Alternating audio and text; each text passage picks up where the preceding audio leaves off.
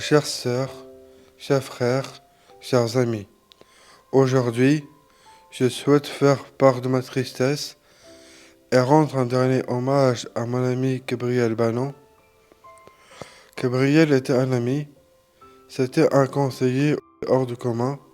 Depuis mes débuts en journalisme, il a toujours cru en moi et m'a entouré de ses conseils. Économiste, chroniqueur et conseiller exceptionnel en tant que conseiller économique de Yasser Arafat a marqué l'histoire. Il a conseillé des leaders mondiaux tels que Georges Pompidou et Gerald Ford. C'était un homme qui a toujours affirmé que la France doit reconnaître le Sahara marocain. Son héritage est une admirable boussole qui continuera de guider mon travail journalistique. Repose en paix, tu vas me manquer mon ami. Bonjour, je m'appelle Gabriel Bannon. Je suis un ancien élève du lycée Lyautey de Casablanca.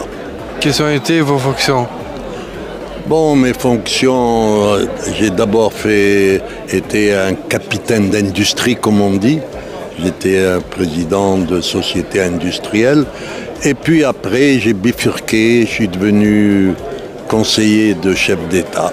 J'ai été conseiller du président Georges Pompidou, j'ai été conseiller de Yasser Arafat pendant 10 ans, le président palestinien.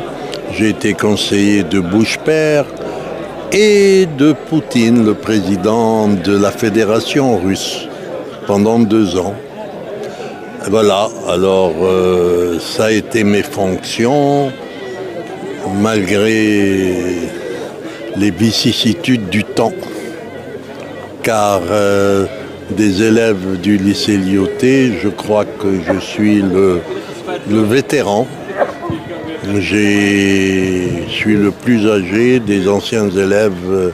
On n'a pas trouvé plus vieux des anciens élèves du lycée Lyautey. Voilà.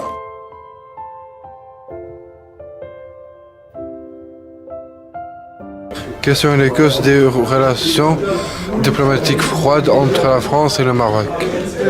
Bon, sur la question de ce qui se passe entre la France et le Maroc, c'est quelque chose d'anormal. Et je crois que c'est lié au fait que le président de la République française, Macron, n'a pas l'expérience voulue pour gérer des relations avec un pays aussi ancien et aussi structuré que le Maroc. Quelle est selon vous la solution pour sortir de cette crise ? La solution, c'est d'abord que le président Macron vienne faire sa fameuse visite qu'il n'a fait que reporter et dans laquelle tous les problèmes pourront être rebattus, discuter directement avec le gouvernement marocain et avec Sa Majesté. Et ce n'est qu'à ce prix-là que nous pourrons commencer à avoir une remise en place des relations qui n'auraient jamais dû arriver à ce stade. Avez-vous une proposition pour trouver enfin une solution ? Moi, vous savez, j'ai pas de proposition à faire. Il y a longtemps que je ne suis plus, comme on dit, aux affaires.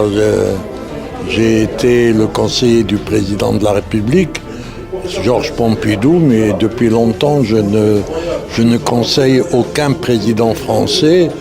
Donc, je m'abstiens parce que je ne veux pas dire du mal du président français actuel et par conséquent, je pense qu'il faudrait qu'il ait autour de lui des conseillers qui connaissent le Maroc et qui connaissent les problèmes de l'Afrique en général et de l'Afrique du Nord.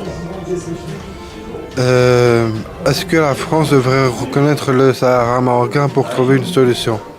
La France aurait dû être la première à reconnaître que le Sahara est un territoire marocain qui relève du gouvernement marocain. Il aurait dû être le premier compte tenu des relations et historiques qui existent et qui ont toujours existé entre le Maroc et la France. Je l'ai déclaré au forum l'année dernière, au forum de Dakhla, en tant qu'ancien conseiller du président de la République française, Georges Pompidou. Je regrette que la France n'ait pas été la première, avant les États-Unis, à reconnaître la marocanité du Sahara. Repose en paix, tu vas me manquer mon ami.